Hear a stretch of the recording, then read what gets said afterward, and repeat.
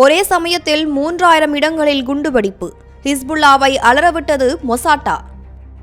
இன்றைய காலகட்டத்தில் செல்போன்கள் நமது உடலின் ஒரு அங்கமாக மாறிவிட்டன. காலையில் படுக்கையில் இருந்து எழுந்தவுடன் கைகளை ஆக்கிரமிக்கும் செல்போன்கள் மீண்டும் தூங்கும்போதே நம்மை விடுவிக்கின்றன.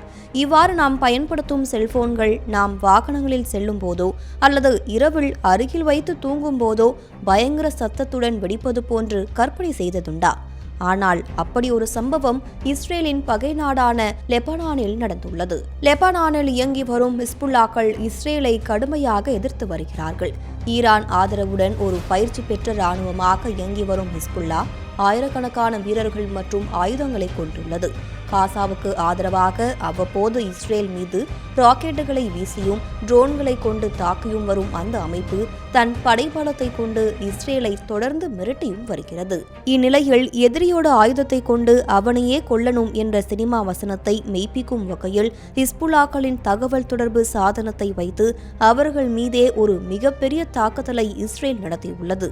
அதிநவீன தகவல் தொடர்பு சாதனங்கள் மற்றும் செல்போன்களை வைத்திருந்தால் இஸ்ரேல் எளிதாக தங்களை உளவு பார்த்துவிடும் என கருதிய ஹிஸ்புல்லா அமைப்பு கடந்த சில தினங்களுக்கு முன்பு தங்களது வீரர்களுக்கு பேட்டர்களை வழங்கியுள்ளது. வைஃபை மற்றும் ப்ளூடூத் அமைப்புகள் இந்த பேட்டரில் இல்லாததால் பேட்டரில் ஊடுருவி தங்களது வீரர்களை கண்காணிக்க முடியாது என ஹிஸ்புல்லா கருதியது. இவ்வாறு 3000 பேருக்கு வழங்கப்பட்ட பேட்டர்கள் அவர்கள் உயிருக்கு யமனாக மாறியுள்ளது. ஹிஸ்புல்லா ஆதரவாளர்கள் தங்கள் கைகளிலும் ஆடைகளிலும் வைத்திருந்த பேட்டர்கள் ஒரே சமயத்தில் வெடித்தன. அதாவது லெபனான் முழுவதும் 3000 இடங்களில் சிறிய சிறிய குண்டுவெடிப்புகள் நிகழ்த்தப்பட்டன. பேட்டர்களை கைகளில் வைத்திருந்தவர்களுக்கு கைகள் சிதறின. பலருக்கு வயிற்றுப்பகுதி கிழிந்து ரத்தம் கொட்டியது. பலர் பேட்டர் வெடித்தவுடன் சுயநினைவை இழந்து அப்படியே சரிந்து விழுந்த காட்சிகளையும் காண முடிந்தது.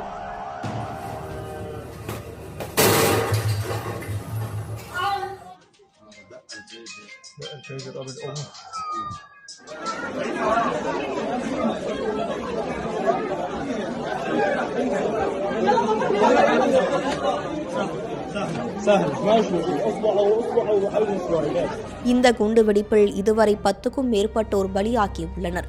200க்கும் மேற்பட்டோர் பலத்த காயமடைந்து தீவிர சிகிச்சை பிரிவில் சிகிச்சை பெற்று வருகின்றனர். லெபனானுக்கான ஈரான் தூதர் முஜ்தபா அமானியும் காயமடைந்துள்ளார்.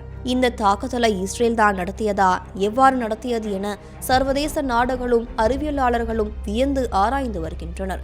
ஹிஸ்புல்லா தனது ஆட்களுக்கு பேட்டர் வழங்கப் போவதை அறிந்து பல நாட்கள் திட்டமிட்டு அதில் ரகசியமாக வெடிமருந்தை பொறுத்து இருக்கலாம், அல்லது வெகு தூரத்தில் இருந்து எலக்ட்ரானிக் அலைகளை அனுப்பி ஒவ்வொரு பேட்டரியிலும் உள்ள லித்தியம் அயன் பேட்டரியை வெடிக்க வைத்திருக்கலாம் என இருவகை கருத்துக்கள் கூறப்படுகின்றன.